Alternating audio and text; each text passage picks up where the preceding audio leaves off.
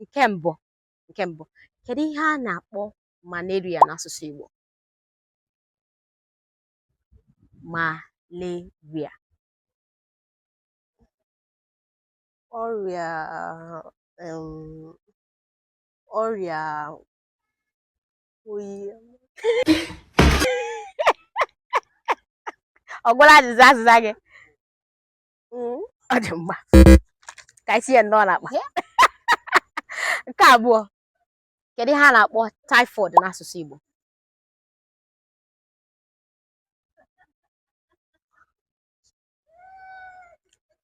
Ọrịa ha niile ọrịa nọ. I pour spit for your face.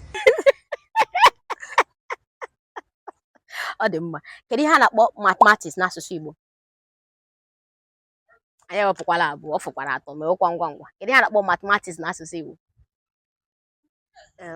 Tinyere anyị ji, anyị ekele gị.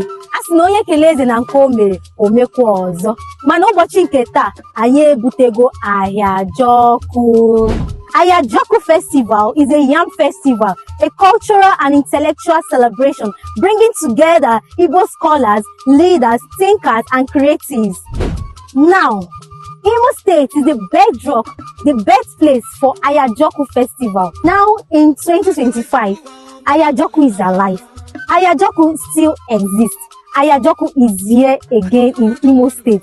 Come on 27th and 28th of November 2025. To be lots of learning and celebration. See you there.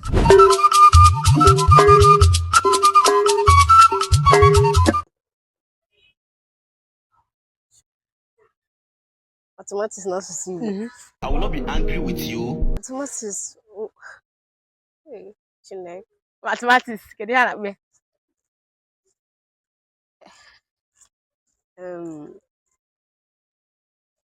Ọgala. Ọ fọkwara abụọ.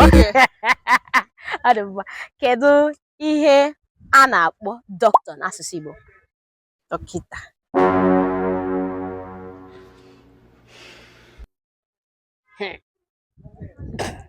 Mba.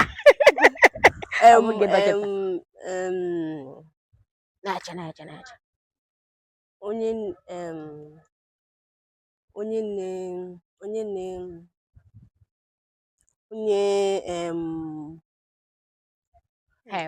Dọkịta. It is smoke Igbo. They take in there. Dọkịta.